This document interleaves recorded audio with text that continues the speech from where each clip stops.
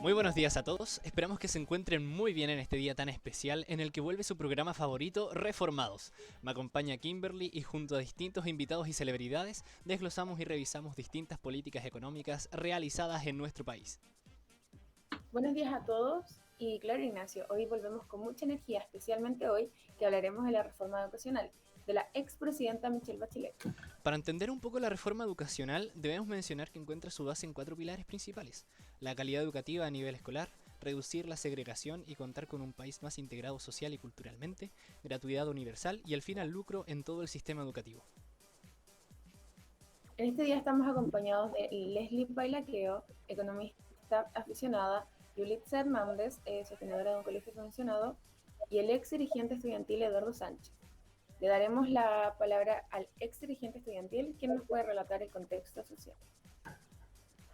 Buen día y muchas gracias por la oportunidad de tenerme en este programa.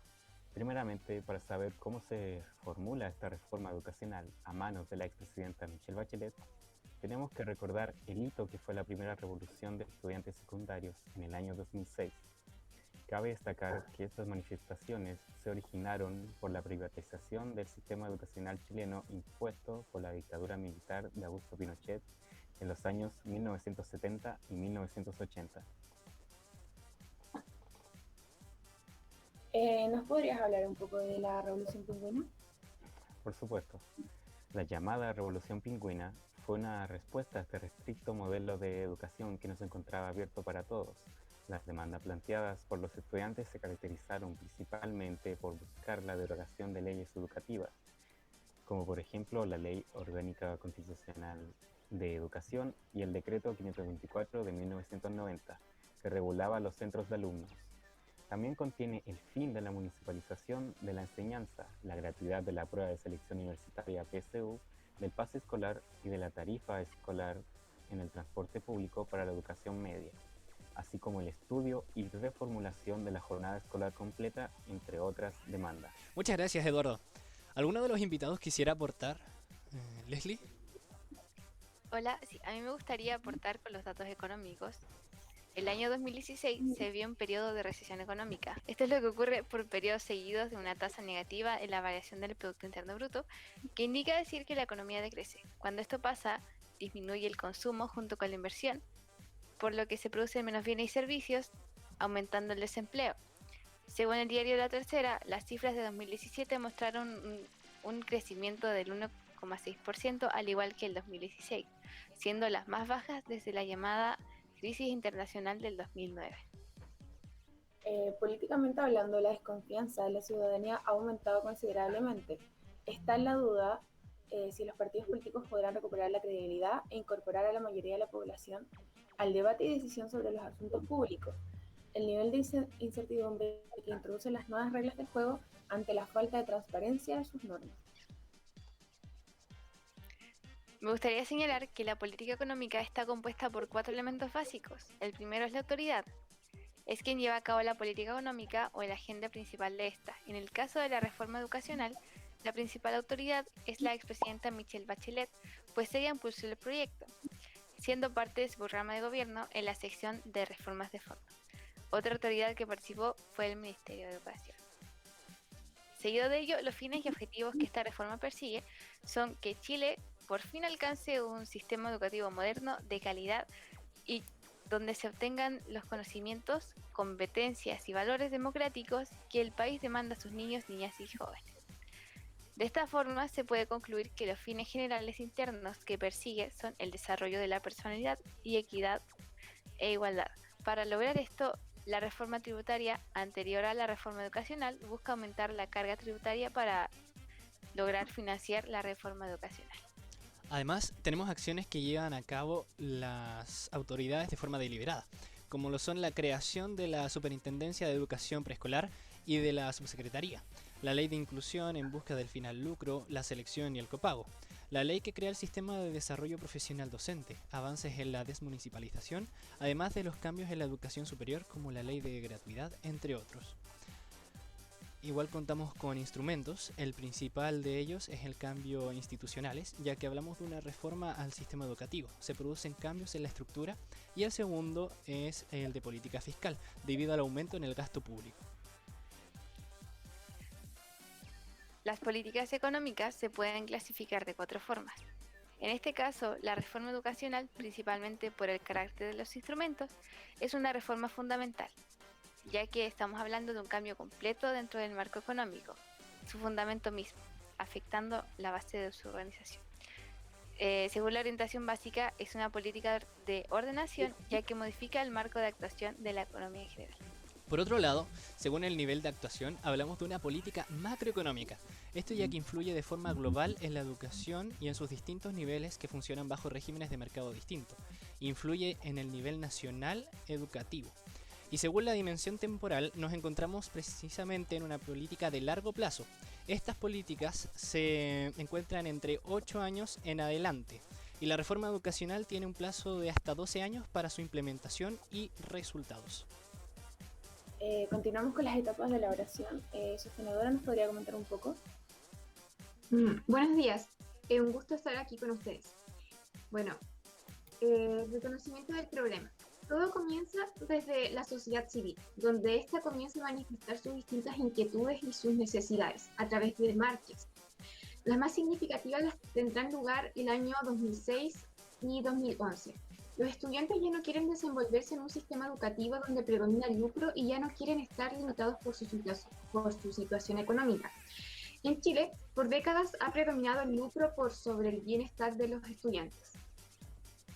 Etapa de análisis, problemas y alternativas.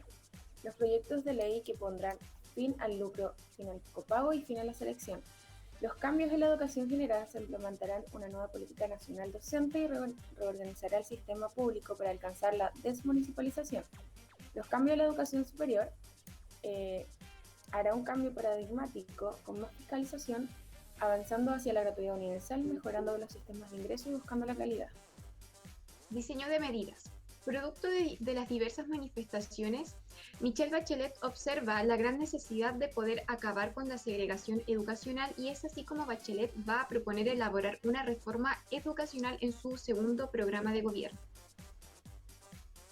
Etapa de las consultas. Como era de esperarse, las instituciones y actores gubernamentales fueron los principales voceros de la Ley de Inclusión Escolar. Igualmente, los más críticos fueron representantes de la oposición política. Debe entenderse que los medios reflejan la dinámica de la sociedad. Su centralidad en la política es imprescindible para entender transformaciones como la Ley de Inclusión Escolar. Discusión y aprobación parlamentaria. Durante la tramitación de esta reforma se puede observar bastante discrepancias y fluctuaciones al interior del Parlamento. Al interior de este, veremos que tanto diputados como senadores eran disuadidos de cierta forma por diferentes personas que no conformaban el Congreso y estas personas se encontraban tanto en contra como en favor. Quien se mostró con más duda en si aprobar o no esta reforma fue la Cámara de Diputados, pero ahora se logra aprobar esta reforma. Y el proyecto principal de esta reforma es totalmente distinto a cómo queda la reforma. Etapa de ejecución. Son más de 3.470 establecimientos particulares subvencionados que pasarán gradualmente a transformarse en personas jurídicas de derecho privado sin fines de lucro.